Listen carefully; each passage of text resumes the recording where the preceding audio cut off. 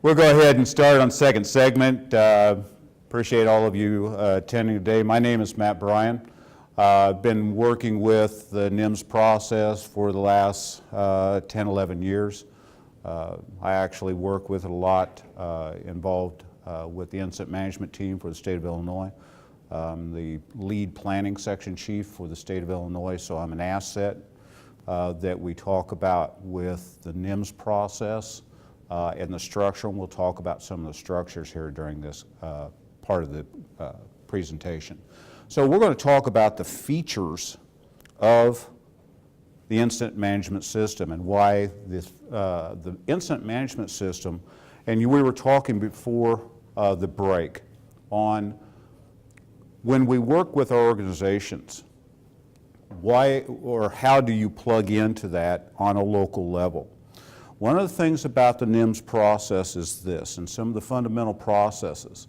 This is for large-scale instances, and as NIMS was actually developed, and any of the history, and Keith talked about this a little bit, was that it was built on the National Wildland System, where we had hundreds and thousands of resources that they needed to manage. That system was basically looking at resource management for a large-scale incident. Now, when we talk about large-scale incidences, how many of us really get involved with a lot of things that are going to take weeks, months, down the line? In this day and age, we're starting to see more. But for the most part, what we've seen is we've taken that system and built from the wildlands into what Keith referred to earlier as the all hazards. The all hazards, and what we've taken it is basically polished that system to make it functional for us on an everyday basis. And what we have taken it down even a notch further is where we look at a large-scale incident, where we look at an incident management system that we need to have in place for any type of management of the resources, and we're going to talk about resources here during this presentation, is that we've even taken it down a step further. And Keith referred to this a while ago, whereas we look at the management of our resources, and we can do that as we walk into, and we have like a hoarding situation. Where do I fall within that structure? Because are you going to probably have law enforcement there? Yes. You'll probably have law enforcement. You'll have to have some sort of a containment because I might have unhappy personnel in and around the area where I'm going to have to manage the resources besides the operation that you're doing on trying to mitigate any type of a hoarding type situation. And then you have your piece that you have that you're going to bring into that incident. If I know how the system works, and this is what we're going to talk about during this portion of the presentation, how do I plug that in? How do I plug my system into the bigger whole as a resource? And that's what we're going to talk about during this. So what we're going to do is first we're going to talk a little bit about and show a video on the basically the overviews and the principles. And we'll get this one over first, if I can get this to work, as smoothly as Keith did. As you learned in the previous lesson, ICS is based on proven management principles, which contribute to the strength and efficiency of the overall system. ICS incorporates a wide range of management features and principles, beginning with the use of common terminology and clear text. Communication is probably one of the most essential elements of ICS. It's important that we know how to communicate. If the terms that I use mean different things to different people, we're going to have a hard time communicating and doing what needs to be done to accomplish our mission. ICS emphasizes effective planning, including management by objectives and reliance on an incident action plan. You have to coordinate on what your end objective is. All up and down the chain, you have to have a common end goal. So you can establish your objectives, you can ensure they're in the incident action plan, and you can ensure that they are in agreement with the other incident action plans that are produced by agencies.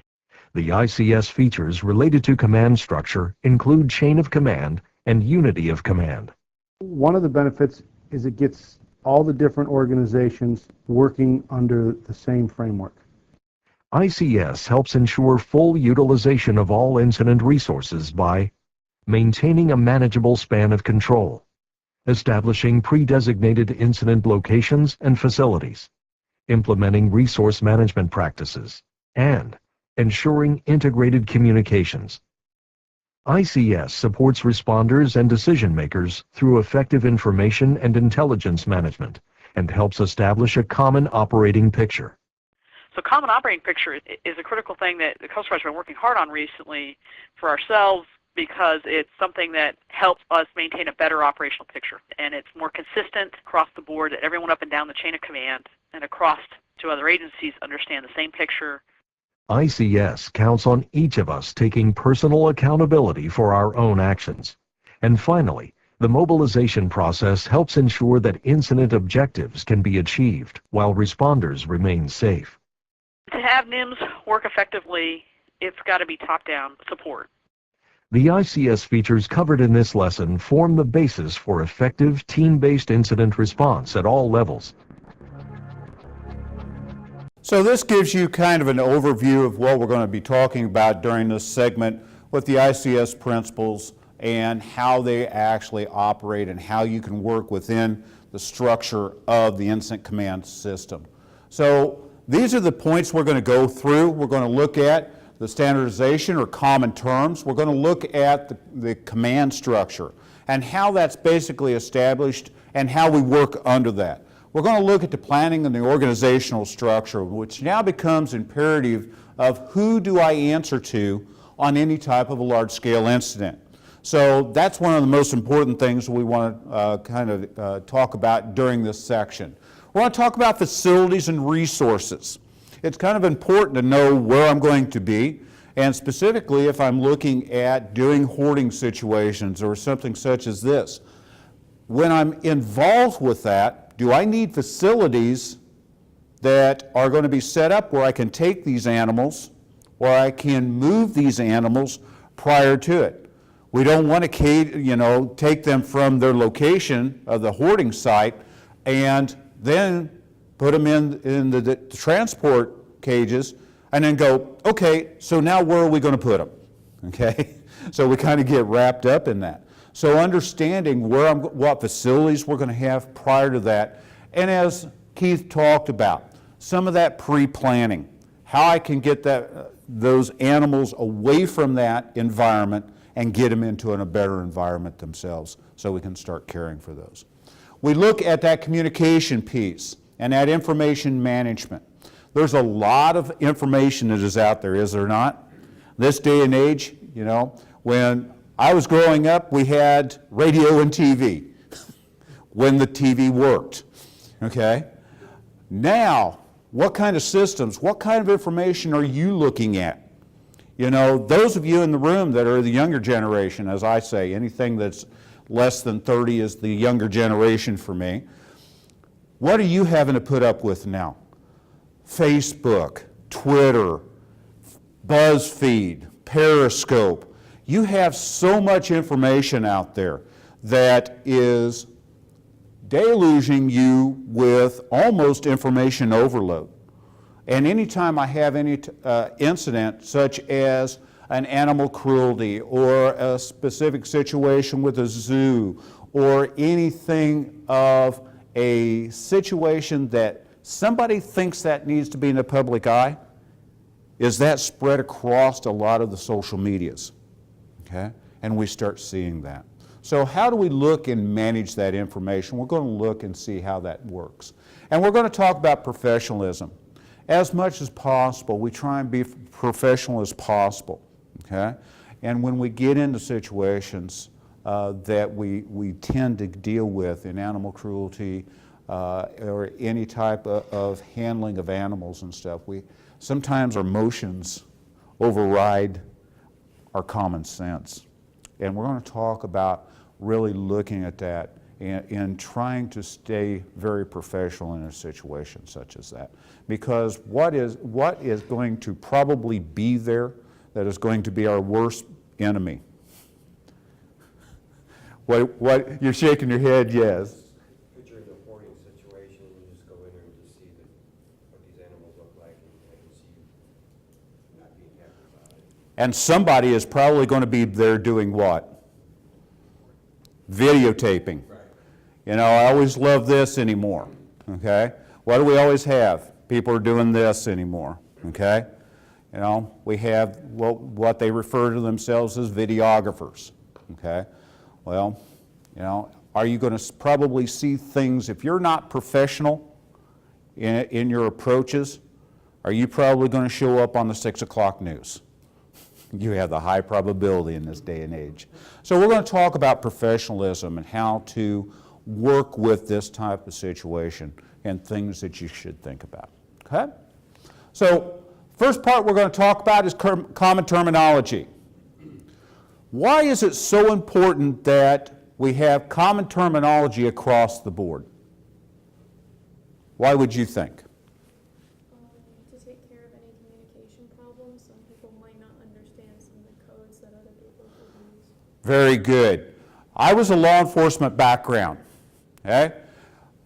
When we got dispatched, what did they say? Well, we needed you to go to a certain location and you'll be 1076, and as soon as you're 1079, would you make sure that you make a 1021 to the dispatch and tell us whether you're going to need any assistance, okay?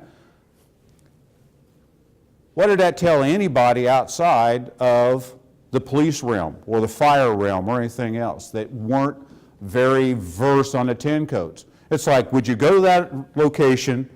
As soon as you get to that location, you arrive, will you call us so we can give you additional information? Okay? With any type of entity, do we have our own verbiage? Do we have our own type of language that we speak? Yeah, cops, firemen, EMS. I'm sure, you know, in the zoological areas, in the animal cruelty world, everybody has their own different terminologies, their own different ways that they discuss things within their areas. But when I get into a large-scale incident, and I have a lot of different personnel that are going to be in and around that area, working the same type of operation, is it really important to say what you mean? Yes. Because what does that cut down on? This is the interactive part. What's that cut down on? Yes, timing. Timing, because now I've said it and I get this deer in the headlight look, and it's like, okay, obviously you don't understand. Now I got to take just a little more time to explain exactly what I meant. Okay? And one of the things about a large-scale incident or any time I'm handling any type of a situation is time my friend or my enemy? Yeah, it's your enemy, because you have a lot of things that you need to get done in a short amount of time. So as much as I can polish things, and common terminology is the first step on trying to eliminate a lot of the time issues, going back and having to repeat yourselves. Does that make sense? Okay? So we use common terminology, but sometimes common terminology, is common terminology sometimes common? No. I'm getting this, no. Okay? I'll give you an example. Okay? If I tell you that I'm bringing a squad to that incident, to me a squad means what? A certain number of people. A certain amount of people. Now, obviously from that statement, do you have military background? or have you been in an area where you place a lot of resources in a prepackaged group of people? Myself? Now, yourself? No. Okay. But that's what you hear the term squad and you look at a group of people. And the reason why I asked that question was because when I asked for a squad in the military, I get a whole lot of individuals with weapons that are going to show up and do what I want them to do. That makes sense? But if I ask you for a squad for law enforcement, what am I going to get? Yeah, I'm going to get a police car. I'm going to get a police officer and a police car. If I ask for a squad and I'm talking to fire department personnel, I get one of the big red trucks show up. Okay? So when I talk about common terminology, I want to make sure that all of us are on the same page and you call it what it is. Okay? Because that's what I mean when common language sometimes isn't common. Because different terms can mean different things, even though we talk, plain talk, still become an issue. Does that make sense? Okay? So we look at that kind of thing. And common terminology, sometimes we have to get everybody together and go, okay, if you need a big red truck, tell me you need a big red truck. Okay? If you need a police officer, tell me I need a police officer. If I need a whole lot of people, and I need that whole lot of people, tell me I need a group of, zoological personnel, that I need a group of, animal cruelty teams or something such as this, okay? Common terminology. It becomes very important, okay? The other thing that we're going to talk about is you see the bullet points there, okay? Organizational function. Organizational function. So what do you think they mean on common terminology on organizational structure?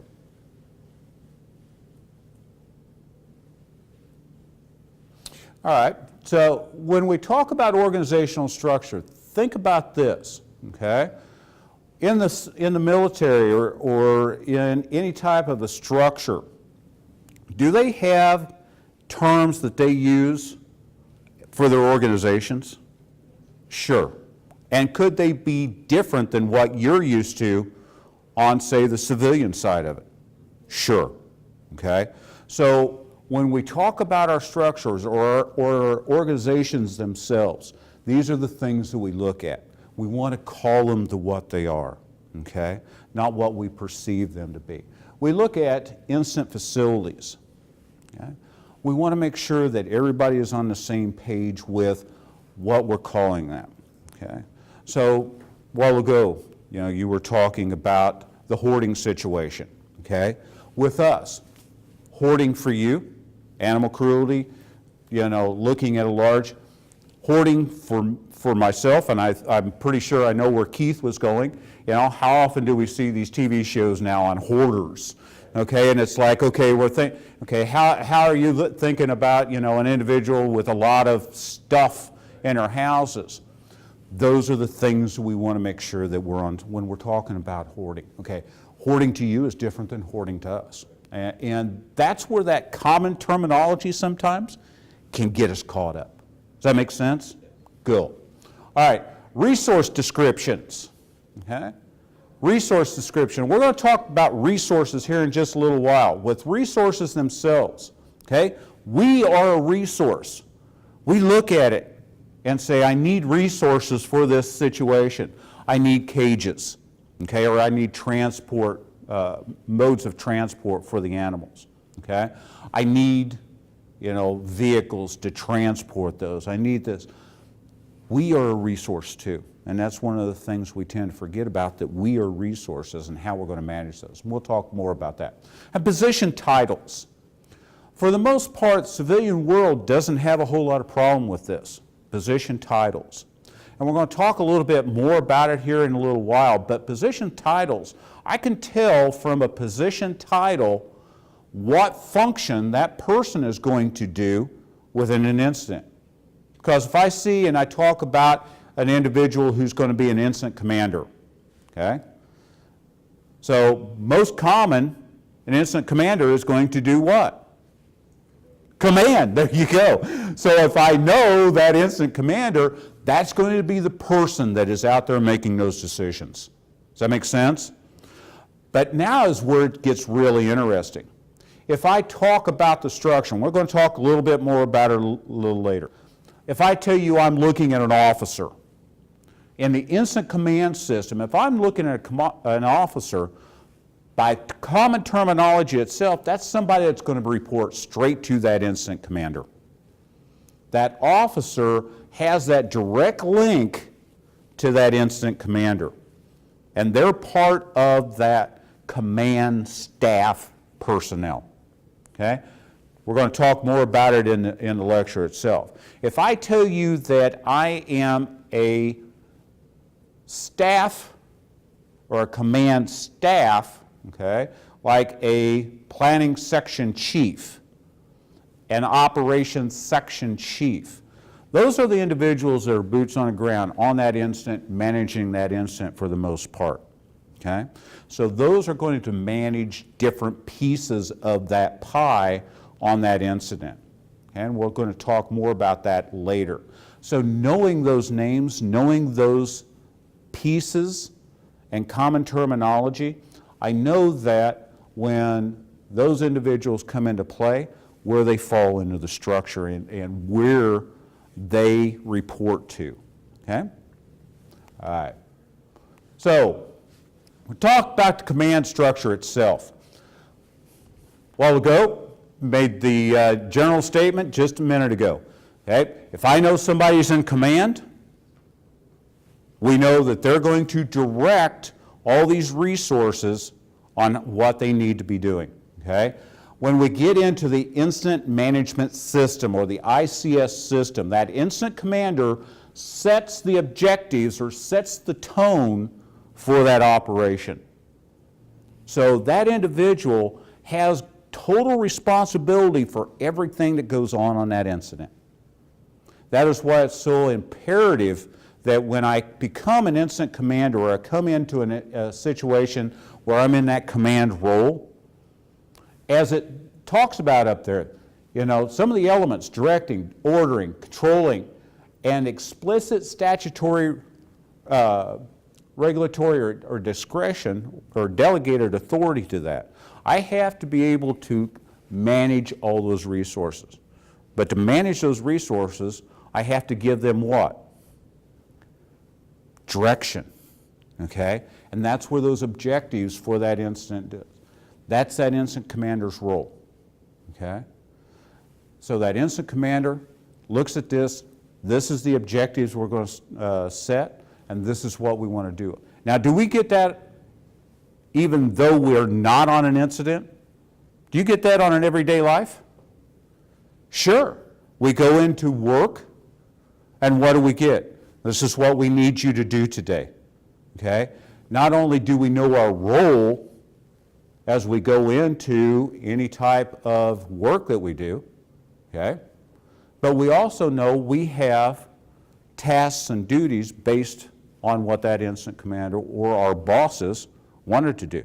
Now, do we have that on an everyday basis when even we're not at work?